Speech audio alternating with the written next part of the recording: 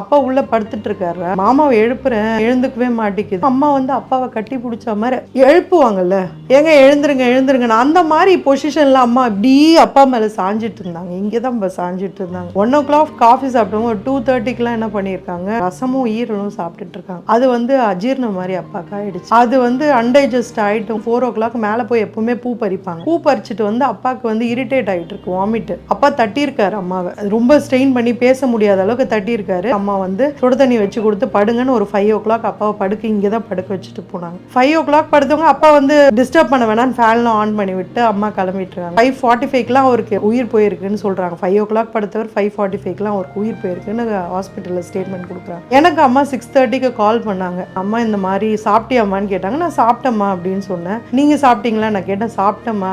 சரி, என்னோட ஹஸ்பண்ட் கிட்ட சொல்லாத, திட்டுவான். பழைய மீன் குழம்பு அப்பா சாப்பிட்டாருமா, அது வந்து கொஞ்சம் ஒத்துக்காத மாதிரி அப்பா வாந்தி எடுத்துட்டு இருந்தேன். நானும் வாந்தி எடுத்தேம்மா. நானு அது என்னன்னு தெரியல எனக்கு.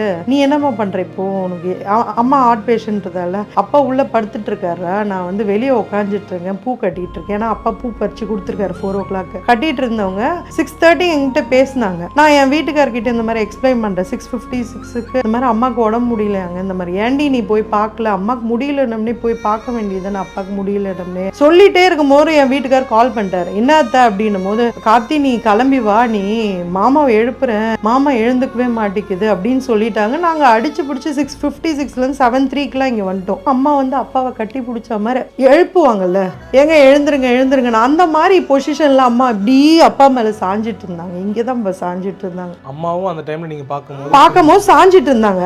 நாங்க என் வீட்டுக்கார் வந்த உடனே அவங்க அம்மாவை விளக்கிட்டு இப்படி இப்படி அடிச்சு தண்ணி எல்லாம் தெளிக்கிறாங்க. அப்படியே அம்மா பொத்துன்னு விழுந்துருச்சு. அப்படியே ரெண்டு பேருமே ரொம்ப அன்யோன்யமா இருந்திருக்காங்க. அப்பா தாங்க முடியாம அம்மாக்கு ஹார்ட் பேஷண்ட் இருக்கு. அந்த நேரத்துலயே அம்மாக்கு ஹார்ட் அட்டாக் வந்துட்டு இருக்கு. மேபி ஹார்ட் பஸ்ட் ஆயிருக்கலாம் கூட. அம்மாவால அந்த அதிர்ச்சியை தாங்க முடியாது. அண்ட் அம்மா கேட்டுட்டே இருந்தாங்க, நான் சுமங்கலியா போவேனாடி. அண்ட் இன்னொரு வார்த்தையும் சொல்லுவாங்க, நீ இல்லாம நான் இருந்துருவேன், நான் இல்லாம உன்னால இருக்க முடியாதுன்னு சொல்லக்கூடிய கேரக்டர். அதனால கூட அப்பா முன்னாடி இருந்துட்டாரு. அம்மா ஒரே மணி நேரத்துல என்னால அதுக்கப்புறம் இருக்க முடியாது. ஒரு 6 months பிஃபோர் வந்து அம்மா வந்து எங்க வீட்டுக்கு கூட்டிட்டு போயிருந்தேன். 2 days தான் கூட்டிட்டு போனேன். அதுவும் அம்மாவுக்கு கொஞ்சம் உடம்பு ரொம்ப முடியல. அந்த நேரம் கூட அப்பாவை பத்தி தான் அங்க பேசிட்டு இருந்தாங்க. அம்மாவோட மனசு அங்க இல்ல. நான் அதனால 2 daysக்கு அப்புறம், அம்மா நீ இந்த மாதிரி இருந்தீங்கன்னா எனக்கு கரெக்டா இருக்காது, உனக்கு மனசெல்லாம் அப்பா கிட்ட தான் இருக்கு, நீ இங்கே இரு, நான் உன்னை வந்து இங்கே பாத்துக்கிறேன்னு சொல்லிட்டு அதுக்கப்புறம் அம்மாவை நாங்க கூட்டிட்டு போறதே கிடையாது. எங்க வீட்டுக்கு கூட வந்து ஸ்டே பண்ண மாட்டாங்க. உடம்பு முடியலன்னா கூட இங்கே தான் வந்து நாங்க பார்த்துப்போம். அவ்வளோ கேரிங்கா இருப்பாங்க. கோயில்ல இருப்பாங்க,